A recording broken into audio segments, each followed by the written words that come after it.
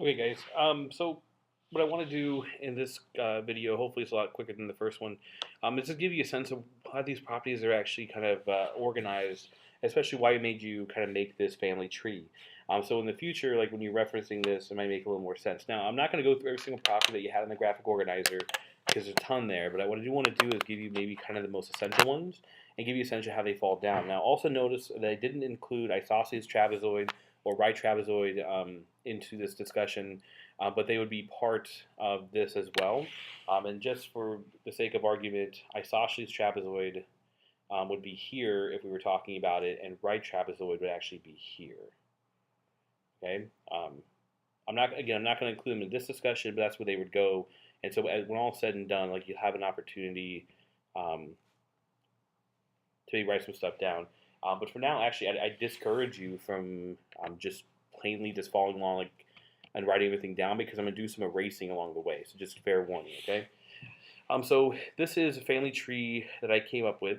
So it's important to note that yours might be slightly different, but this is how everything fell down. And I was using the definitions up here, which are not the definitions that everyone necessarily has. It's the ones that I've kind of offered in you.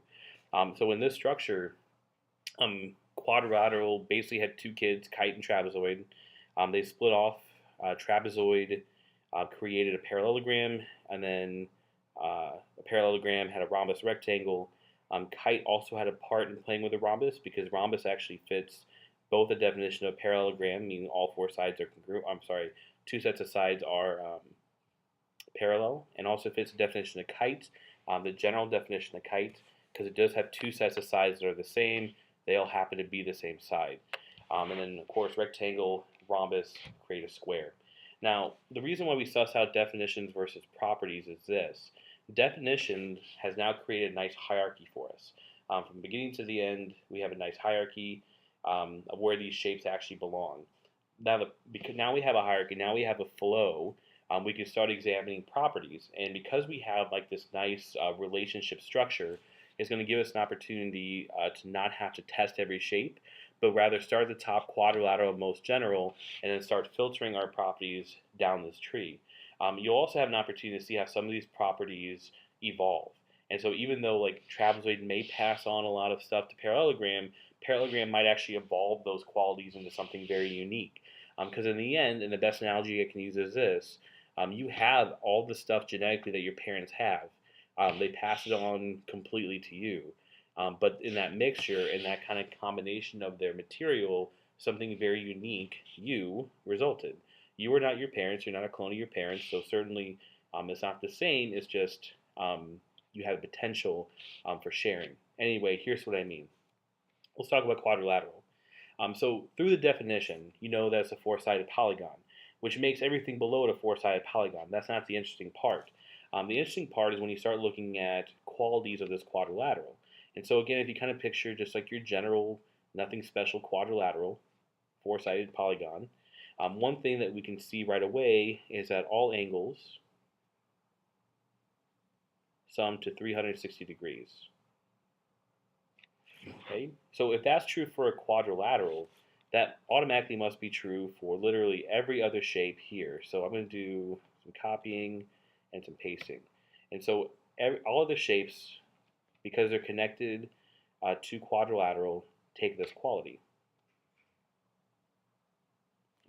In this particular case, none of them actually evolve it. And so none of them end up being like 360 plus another 360 or anything. They're just all 360. Now we can reflect on the definition, and a lot of this actually hints at that. Like for example, the rectangle, all the angles are 90 degrees. Well, that's a direct result of everything being 360 first. The square, all of them are 90 degrees. Will end up being 360 first. And again, in the other shapes that aren't 90 degrees, we can see some sharing that's going to happen later in terms of congruencies. That's going to make a whole lot of sense.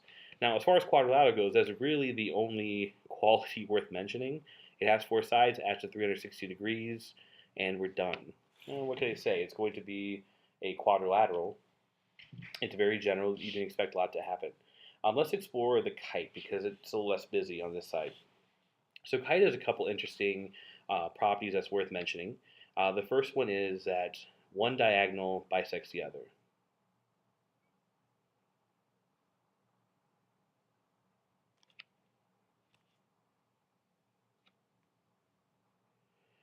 Okay, so this is 100% true. I want you to consider a picture of a kite. I'll draw both, even though they're going to be kind of messy. I'll try to draw both. Here's one, here's the other. Now, if you take the diagonals of this kite and the diagonals of this one, and this one's weird because it kind of cuts through the outside of the shape. What I mean by one diagonal bisects the other, meaning that this long one actually cuts the shorter one in half. Okay? It also does this in a perpendicular way, but I'm going to mention that in a separate property. Now be careful, I didn't say they bisect each other, one bisects the other. The long one's not cut in half in this case, nor in the case on the right. Now again, in terms of sharing, this property automatically gets shared to the others. And again, this is why I'm asking you not to write yet, because things are going to change here in a moment. Unless you want to do a lot of racing, you might end up getting frustrated. So please just kind of follow along. Then you can either go back through or pause and make the changes. So that's one property of kite. Let's talk about another. Okay.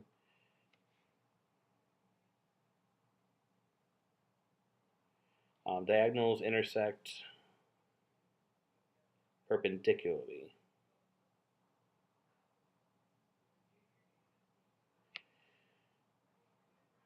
Okay. Move it up, make a little room. Okay, so what I mean is, going back to our examples, these are right angles. So one diagonal bisects the other, and they do so at a right angle. So again, let's do a little cut and paste. So let's copy. So it's true for a kite. It's got to be true of a rhombus. And it's also got to be true here for a square. One other one.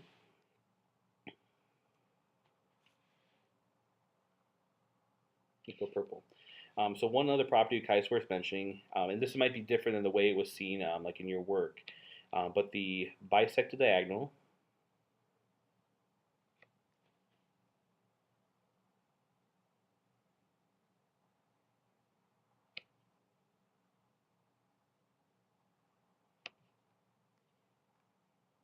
actually, that's a little messy. Let's think of a different way to say that. Let's say it this way. You have one set of opposites congruent angles.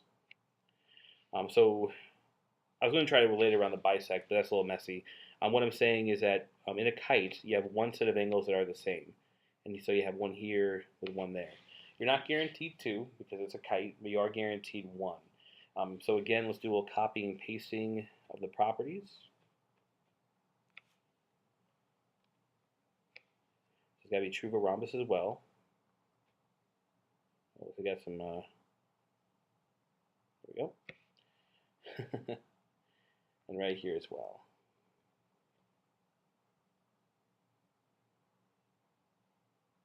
Okay. And so you kind of see like why this tree structure exists. Like we're defining kind of top to bottom some of these shapes, and look how much is already automatically filling in. Okay? So that's enough for the kite. Let's slide over here to trapezoid. We already have one thing filled in, which is all the angles summed to 360.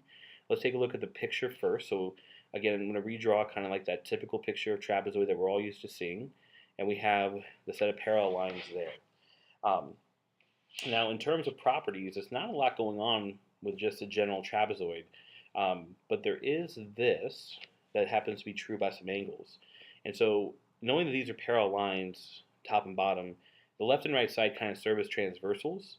And so let's say that's angle 1, that's angle 2, angle 3, angle 4.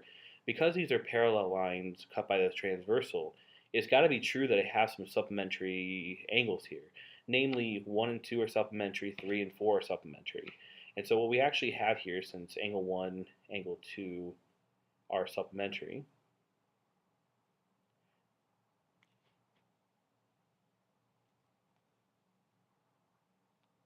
and then angle 3, angle 4 are also supplementary. Those are just ditto marks, meaning the same thing as I wrote above.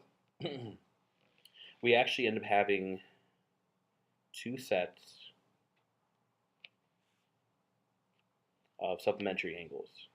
And I'm going to put consecutive supplementary angles.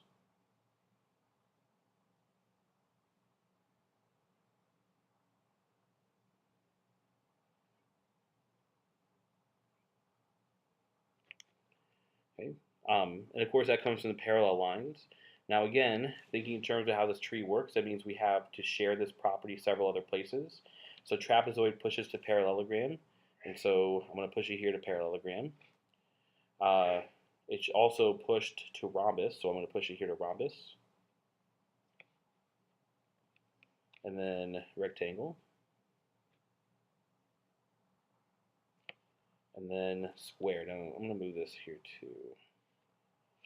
Let's take this guy. The square's going to have a few. Let's put it down here. Now, hopefully you're also kind of noticing that square is evolving very quickly because it's at the very bottom, so it's kind of getting the benefit of everything at once. So that's something to note. Also, just in terms of keeping things clear, I'll put parallelogram stuff all under that dotted line. Okay. That's really all that's going on with trapezoid. We can't really say much else about the angles or the side lengths, just so general. If we had an isosceles one, you kind of see it evolve a bit, but we're not going to go there. Let's talk parallelogram. Okay, so parallelogram, general picture parallelogram, of course, is this guy that we're very, very familiar with. Two sets of parallel side lengths. So in addition of two sets of consecutive supplementary angles, we also have some other stuff that's true.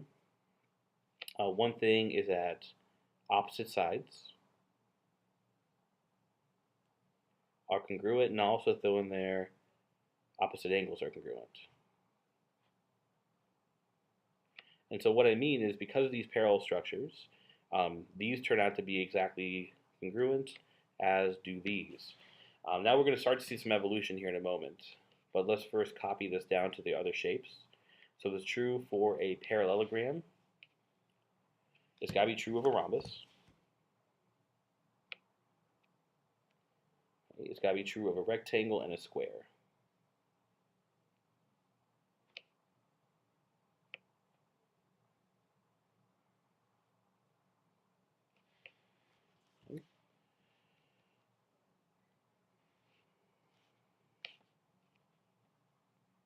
Okay. So we have opposite sides congruent, opposite angles are congruent. Okay. Something else of note is that diagonals bisect one another.